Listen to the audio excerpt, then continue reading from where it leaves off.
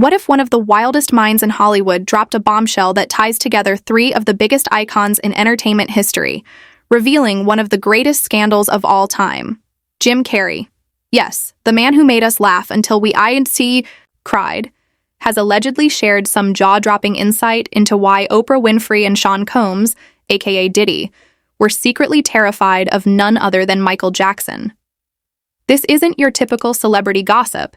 It's a tangled web of power, paranoia, and the I was sickened. I was sickened by the standing ovation.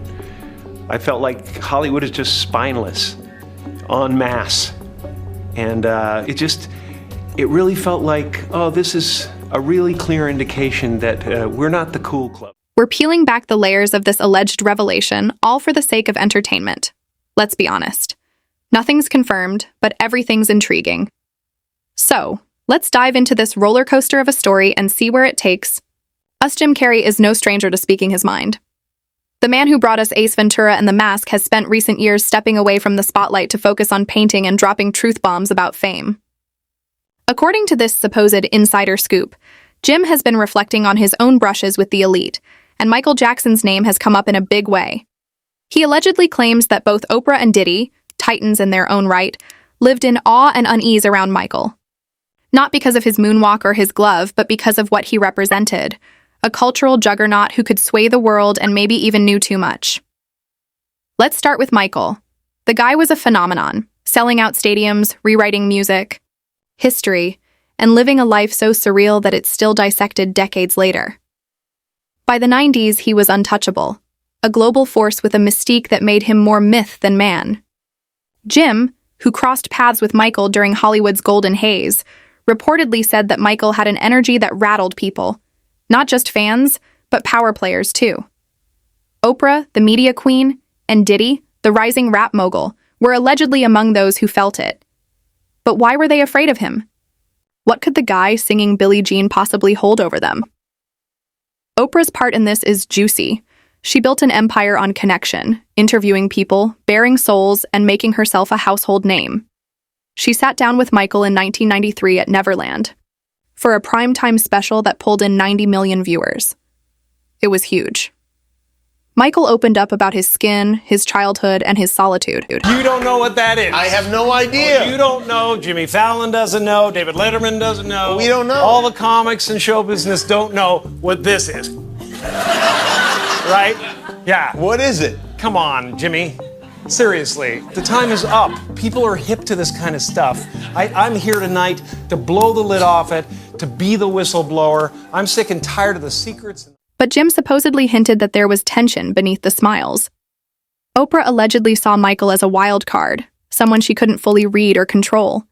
His cryptic vibe and refusal to play by anyone's rules. Recently, there was a story, and I know one of your attorneys held a news conference. There was a story about you wanting to have a little white boy play you in a Pepsi commercial.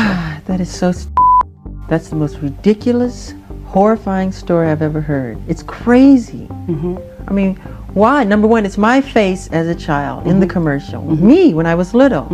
Why would I want a white child to play me? I'm a black American. I'm proud to be a black American. I am proud of my race. I am proud of who I am. I have a lot of pride in who I am and dignity. That's like you wanting an Oriental person to play you as a child. Does that make sense? No.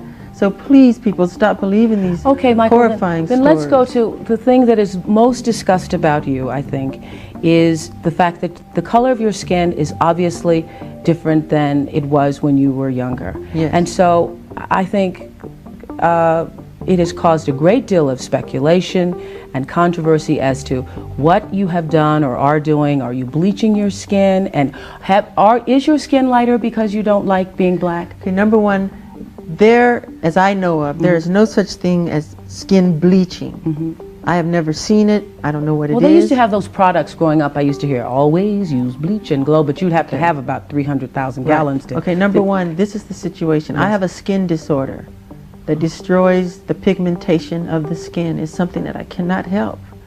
Okay, but when people make up stories that I don't want to be who I am, it hurts me. So it is. It's a problem for me, okay? I can't control it, okay? But what about all the millions of people? Let's reverse it. Okay. What about all the millions of people who sit out in the sun to become darker, to become other than what they are? Nobody says nothing about that. So when did this start? When did the color of your skin start to change? Oh boy, sometime after Thriller, around Off the Wall Thriller. And what did you think? I mean, It's in my family. My father said it's on his side. I can't control it. I don't understand. I mean, it makes me very sad. I don't want to go into my medical history because that's something that's private, but that's the situation here. So please, when people see something like that. I just want to get this straight. You are not taking anything to change the color of your skin. Oh God, no. You did not purposely. We're trying to control it, and using makeup evens it out because it makes blotches on the skin, and I have to even out my skin. But you know what's funny? Why is that so important? You know, that's not important to me. I'm a great fan of art. I love Michelangelo.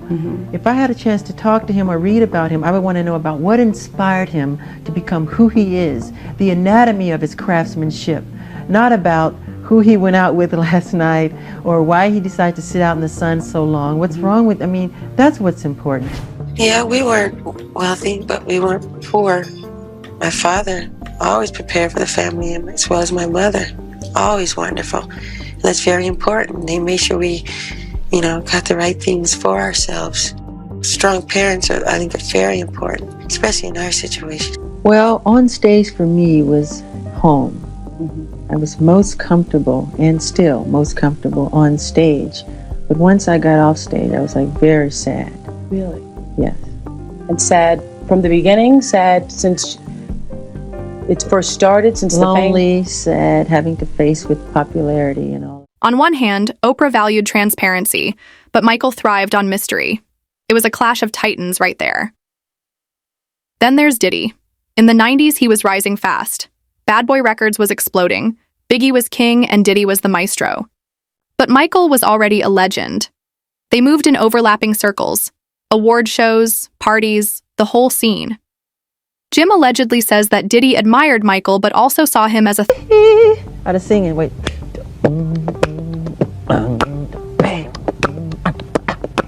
Yeah. And when you are, for instance, when we were here before, you know what? I mean, all the things ever printed in the tabloid, the only thing's ever been true is when they said I couldn't dance. When we were here the last time shooting the commercial, you were like in between shots, running off, conceiving the dance, choreographing the dance. You were up all night dancing. Not musically, Diddy wasn't trying to outsing Michael. But in terms of clout, Michael's influence was massive, and Diddy couldn't reach those heights. The insider twist? Jim claims that Diddy worried Michael knew secrets, industry, dirt, maybe even personal stuff that could derail anyone's rise. This is all alleged, of course, but it paints a vivid picture. So what's Jim's angle here? He's not exactly buddies with Oprah or Diddy these days. He's gone full philosopher, railing against Hollywood's phoniness and calling out egos left and right. To Jim, Michael was a kindred spirit, an unparalleled genius chewed up by fame. This supposed reveal might be Jim projecting, using Michael's legacy to jab at the power structures he soured on. Or maybe he's just stirring the pot, knowing we'll lap it up. Either way, he's allegedly framing Oprah and Diddy as players who feared Michael's unpredictability and his knack for staying one step ahead. Let's dig into Oprah's side. That 1993 interview wasn't her only Michael moment. She also covered his trials, his passing, and even aired that controversial doc later on. Publicly, she was respectful but detached. Privately, Jim's alleged take is that she saw Michael as a loose cannon, his wealth, his fan base, his ability to shift narratives. It was like he held a mirror to her own power, but wilder. If he ever turned on her, or anyone, it would be chaos. No proof, just vibes. But imagine Oprah, queen of control, sweating over a guy who lived in a theme park with a chimp. Diddy's fear, according to Jim, was more primal. He was building an empire when Michael was already a dynasty. Think about it. Diddy's parties were legendary, but Michael's life was the party, extravagant, bizarre, and untamed. Jim supposedly says that Diddy picked up on whispers, Michael's ties to moguls, his quiet chats with the elite. Did Michael have leverage? Did he have dirt on deals? Maybe even on Diddy's early hustle? It's a stretch, but not impossible. Diddy has always played the game smart, but Michael didn't play it at all. That alone could have rattled him. Now Jim isn't pulling this out of thin air. He and Michael had history. They met at events, shared laughs, and Jim even mimicked Michael's moves in sketches. He's called Michael a martyr before, a man crushed by scrutiny. This alleged reveal builds on that, with Jim painting Michael as a towering figure that even giants like Oprah and Diddy flinched at. But here's the catch. There are no recordings or quotes proving any of this. We just have so-called sources saying that Jim said it all. It could all be a fever dream from a fan or a kernel of truth. From a man who's done with the facade. The why matters. Michael's power wasn't just fame. Seeing the mic right now, obviously, this is a really sad time right now, but we're celebrating his life. Your thoughts right now on the situation and the timing of this tragedy? Yeah, he's just somebody that changed my life. You know what I'm saying? Somebody I'll always love and cherish. Perception was that he could drop an album and shift culture overnight. Oprah ruled TV, Diddy ruled hip-hop, but Michael, he ruled hearts and headlines. Jim's alleged take is that they feared his unpredictability and his knack for dodging. The boxes they'd mastered. Oprah couldn't package him, and Diddy couldn't outshine him. And if Michael knew things, secrets from the 80s and 90s, when the industry was a Wild West, well, that's a loaded card to hold. Skeptics will scoff. Oprah is too savvy to fear anyone. She's faced down worse. Diddy has weathered scandals that would have sunk most. Michael was eccentric, sure, but a threat. Maybe Jim's romanticizing a ghost. Michael has been gone since 2009, leaving a legacy ripe for myth-making. Oprah's empire has evolved, and Diddy is. If you want, I can also make a slightly more punchy, narrative version that reads like a magazine feature. It would preserve the dramatic tension even more. Do you want me to do that?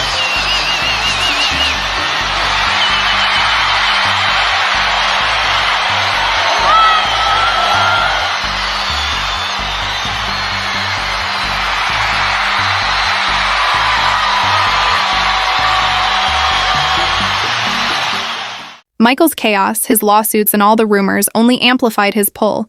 If he ever weaponized that or even hinted that he might, it could shake anyone's game. Jim's alleged spin is that they didn't just fear him, they feared what he could undo. The public is split. Ex-posts range from Jim is spilling real tea to he's lost it. Fans love the conspiracy. Michael as the puppet master, Oprah and Diddy as pawns.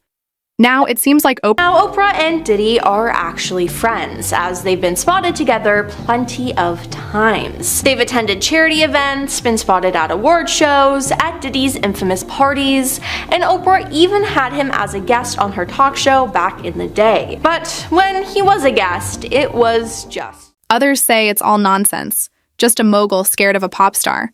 Without Jim on record, it's a ghost story. Oprah is not commenting. She's too busy living her best life. Diddy has bigger fish to fry. Federal charges, not old Michael tales.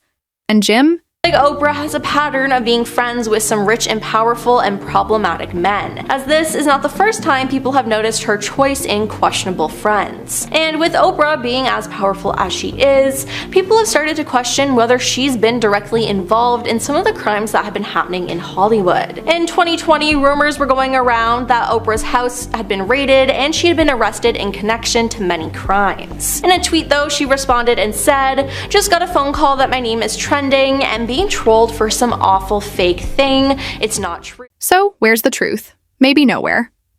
This is all alleged, all fun, a what if to chew on.